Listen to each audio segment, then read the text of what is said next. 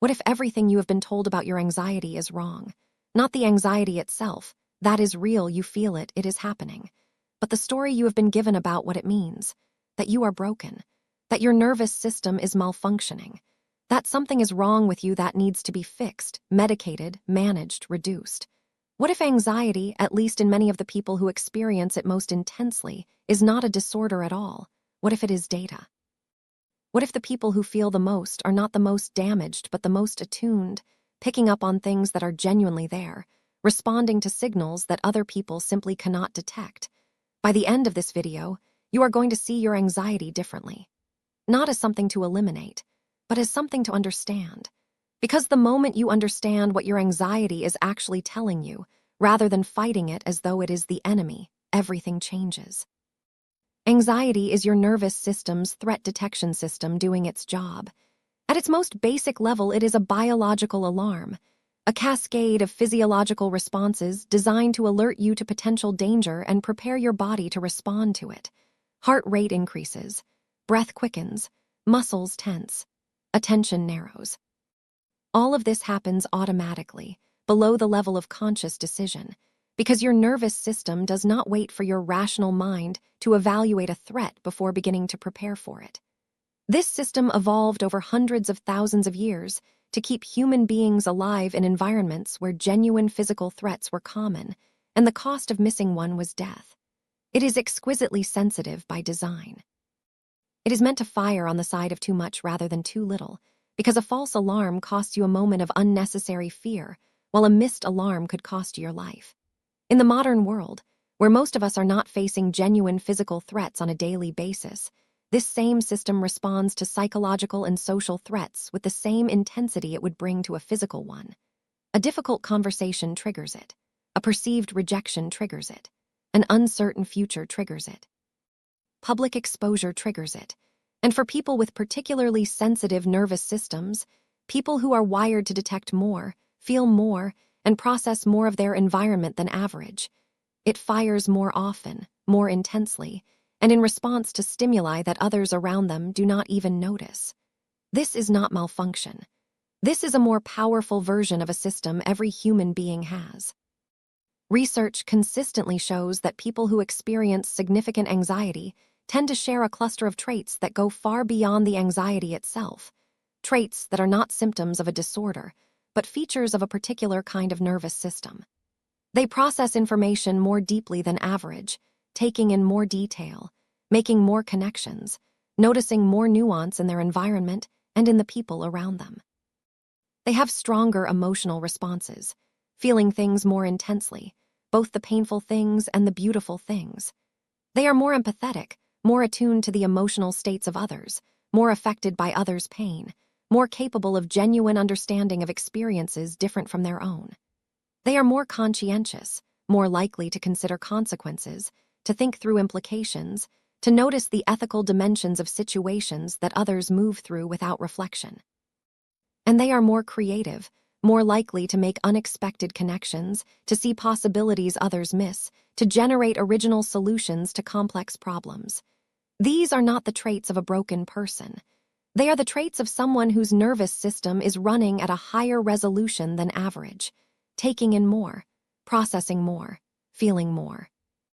The anxiety is what happens when that high-resolution system is running in an environment that was not designed for it, in a world that moves too fast, demands too much, and rarely provides the depth of processing time that this particular kind of nervous system actually needs.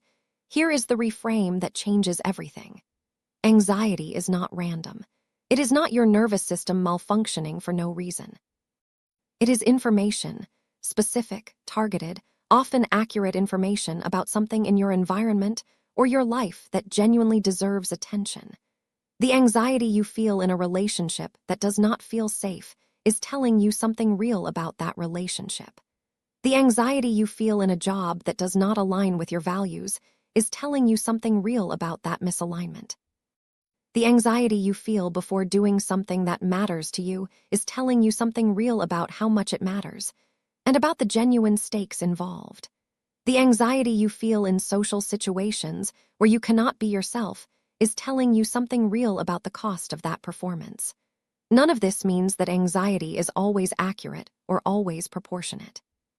Sometimes the threat detection system fires at things that are not genuinely dangerous, echoes of past experiences, anticipations of outcomes that are unlikely, responses to perceived social threats that are less serious than they feel.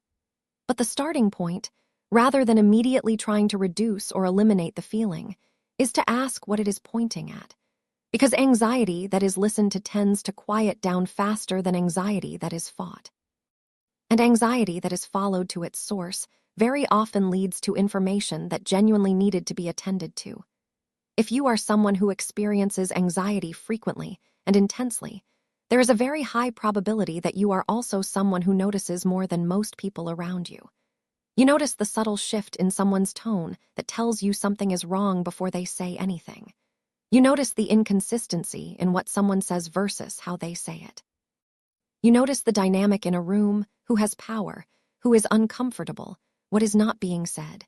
You notice beauty and pain and complexity in places other people walk past without registering. This noticing is not a burden you chose. It is how your nervous system is built. And it means that your anxiety is often not a response to nothing. It is a response to something real that other people are simply not picking up on. The person who everyone else thinks is fine, but who you can tell is struggling. The situation that looks stable on the surface, but that you can feel is precarious underneath. The relationship that seems good from outside, but that you experience as fundamentally unsafe. Your anxiety in these situations is not your imagination running away with you. It is your awareness working exactly as it should, detecting signals that less sensitive systems miss entirely. The problem is not the detection. The problem is that, in a world where most people are not picking up these signals, your response to them can look like overreaction, to others and eventually to yourself. And you begin to distrust the very system that is giving you the most accurate information available. Working with anxiety rather than against it begins with a fundamental shift in how you relate to the feeling when it arrives. Instead of the automatic response, which is to fight it, suppress it, distract from it, or catastrophize about it, you begin with a moment of genuine curiosity. What is this feeling pointing at? What in my environment or my life is this response directed toward? Is there something here that genuinely deserves attention? Sometimes the answer is yes, and following that thread leads you to something that needed to be addressed. Sometimes the answer is that the system is firing at a past threat rather than a present one, and recognizing that allows the feeling to settle without requiring action. The second shift is changing your relationship to the physical experience of anxiety itself. The racing heart, the shallow breath, the tightened chest, these are physiological states, not verdicts. They are your body preparing for something it perceives as significant. Deliberately slowing your breath, not to suppress the anxiety, but to give your nervous system the signal that you have registered the alert and you are handling it, genuinely changes the physiological state within minutes. Not because you are forcing yourself to feel differently, but because you are communicating with your nervous system in its own language.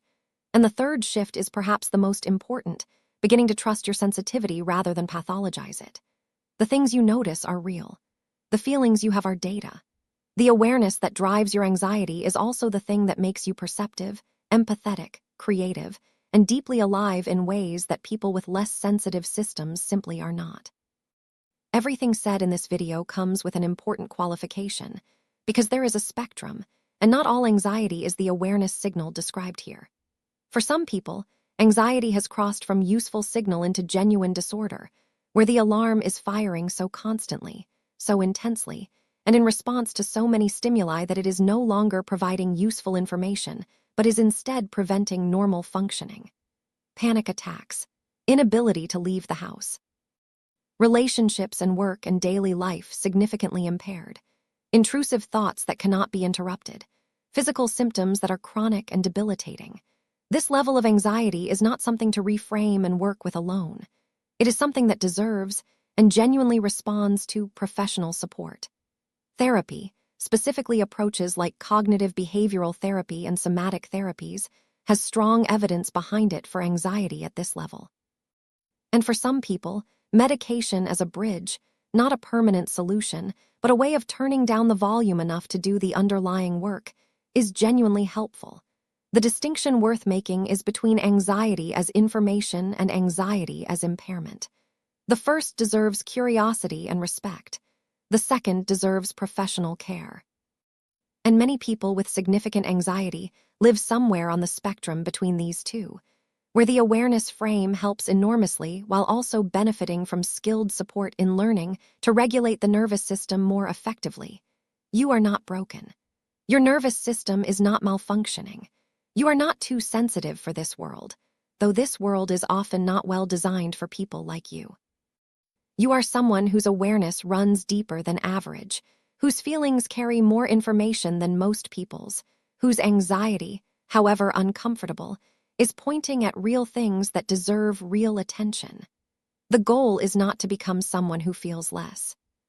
The goal is to become someone who understands what they feel, who can hear the signal in the noise, who can follow the anxiety to its source rather than fighting it at the surface, who can trust the sensitivity that drives the discomfort as the same quality that makes them perceptive, empathetic, and genuinely alive in ways that are worth protecting.